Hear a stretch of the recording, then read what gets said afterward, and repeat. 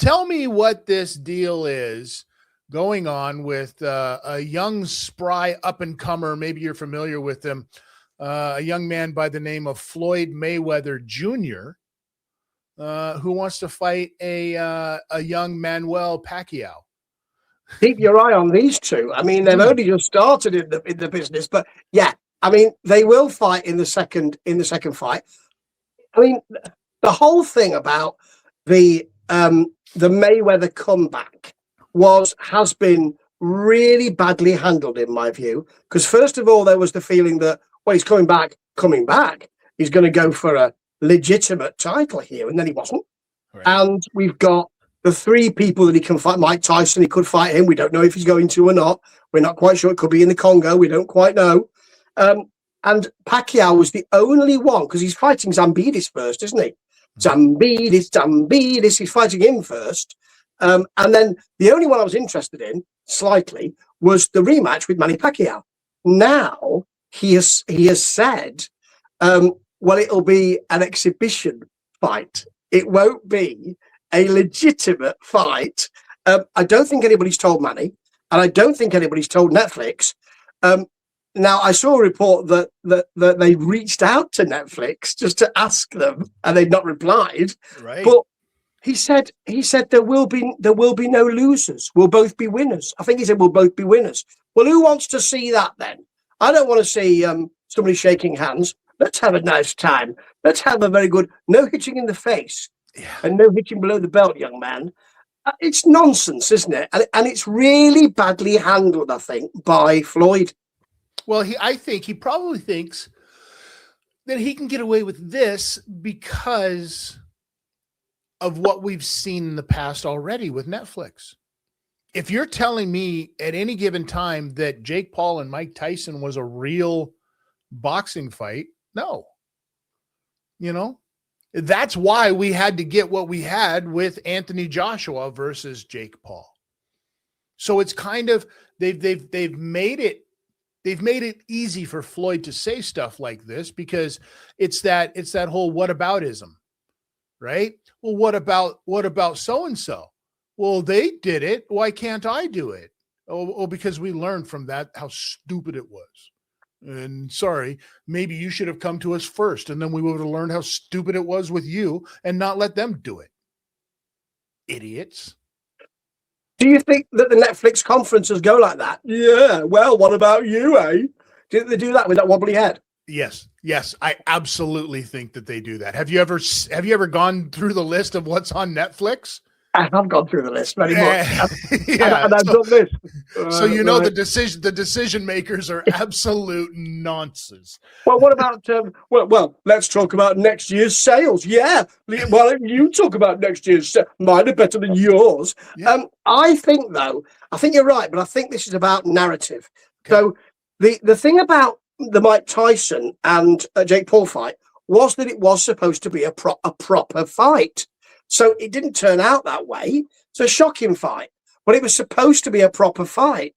So by him saying early doors, it's not a proper fight, actually. He didn't say that, but the exhibition fight makes me think you're going to switch the referee out, aren't you, like you did last time?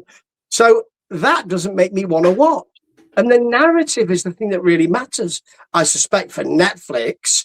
And he's ruined that narrative now, unless he rose back and says, I had a chat with Manny, and Manny wants it to be a proper fight, and I want it to be a proper fight, actually. So I misheard him when he said, I want a proper fight. I thought he said, I don't want a proper fight. But now I've asked him again, it will be a proper fight. We're going to see that in the next few days, surely. You know, is this always been the problem with boxing? Is the wishy-washy bullshit that goes along with this business? You know, this is the bullshit of boxing, is when stuff like this happens. Well, don't announce it if you don't have it yet, if that's the case. And we've seen this now in another situation, Steve. What is going on with Conor Benn and Regis Prograis and this fight? Does it mean anything? What do you know? Well, the fight, I mean, you've got problems with the fight to begin with. If you're looking to promote a fight and you say, I'm paying him $15 million, as Suffolk Boxing have, to, or rather somebody else has on behalf of Zuffa Boxing, perhaps, then you need a really big opponent, because we found out very quickly it was a one-shot deal. So we found that out quickly. And so you need somebody that you go, my God, I can't believe he's fighting him. But then they announced Regis Prograde and not even on the main event. And so it's a kind of, all right, well, just do the fight. Just do the fight. So it's not looking good anyway. It is looking more, it's allowing people like us and like me to say, I think you only did that to piss Eddie off, didn't you? Or to fire the starting gun on the zone's over here, we're over here situation. I mean, people can say that. I don't know. I'm not a journalist, but people can say that. And now what we've got is rumours of Regis Prograde saying I'm pulling out because I've been training and it's not looking good. That's the rumour. He's had to come out and say I'm fully on board with this fight. But actually, that don't look good, does it? I mean, we've already got a problem with the fight. It already looked warmed over. Now we've got this. So it's not good for Zuffa Boxing at all. It'll be interesting to see, because obviously it's not the main event.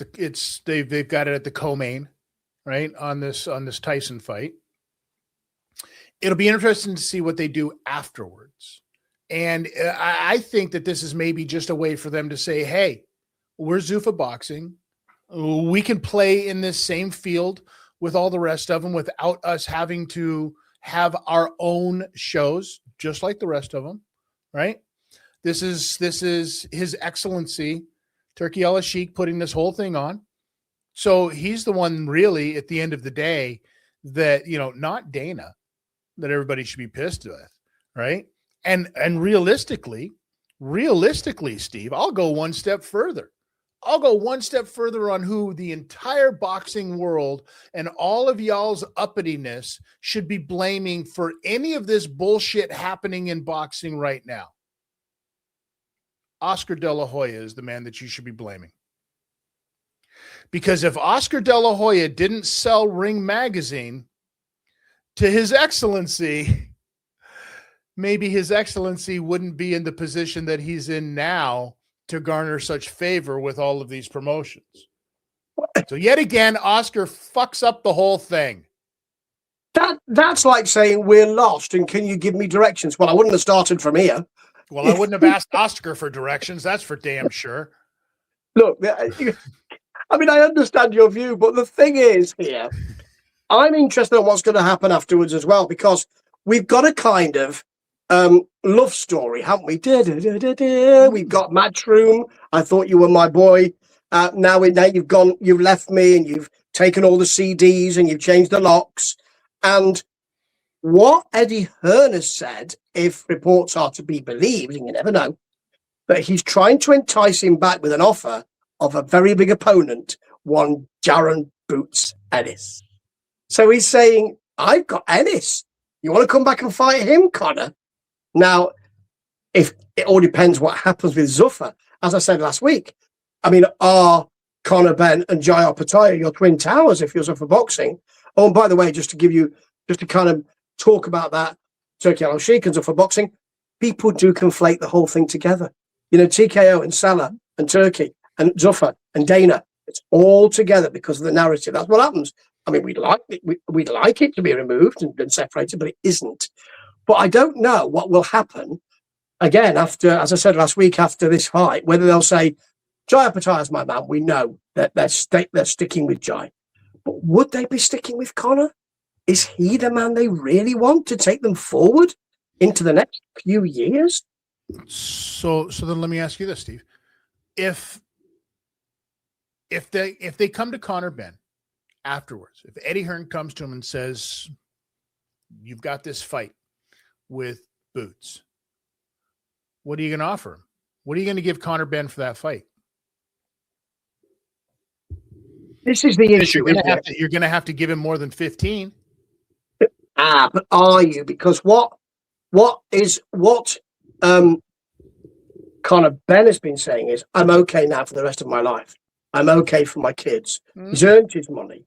So what Eddie Hearn can do is position this by saying, Zuffa can't offer you those fights. But he's saying that. He's saying that because he hasn't been hit with the tax man yet after leaving the United States. This is a different thing. Everybody says that because he's going to lose half of it already, right? This is going to be a silly one for him that he's going to lose in taxes on all of this stuff. I'm not saying in the United States because I think that fight is in Riyadh, isn't it? The Tyson fight, if I'm not mistaken. I don't know. It's certainly so, yeah, right. But he's going to lose a chunk of that money, which in turn is going to make him look and say, "Hey, I need more money." This is what happened with Floyd Mayweather. You can't take belts to the bank. You can't take any of this stuff. You need to have that money. And as his family, and now his family is going to get used to this kind of money. Whoa, wife and kids are like, yo, I got nice stuff now. I need to keep having nice stuff. So, but wait, dad wants to fight for a belt instead. Yeah, dad, fuck your belt. How about that? How about fuck your belt? I need a new belt and it needs to have a Gucci logo on it. That's what it's going to come down to. Dad, fuck your belt. There you go. Well, yes, I can understand that. But the thing is that Floyd Mayweather doesn't really care what other people think. He's done it. And he doesn't really care. He wanted the money. And he's called Money Mayweather. Conor Ben, because he started to talk again. And what he's doing is he's trying to change the narrative. All the kind of, it was terrible when I was suspended. It was awful. Tearing up in interviews. I'm not saying he's doing on purpose. He probably was very emotional. But all that kind of, I've still got love for Eddie, all of that kind of stuff. You do know, by the way, that he said that one of the reasons why, or the reason why he thought he should go to Zuffa, not for the money, but because Matchroom and Eddie refused to send his dad business class. To the fights. Hey. So, but he's trying to change that narrative. So I'm not sure whether he will, because if he says, "No, I still need the money, mate," it's going to come out, and he cares what people think. I'm not sure that Floyd does care as much. I think Conor does. So we're at negotiating table. They win the fight.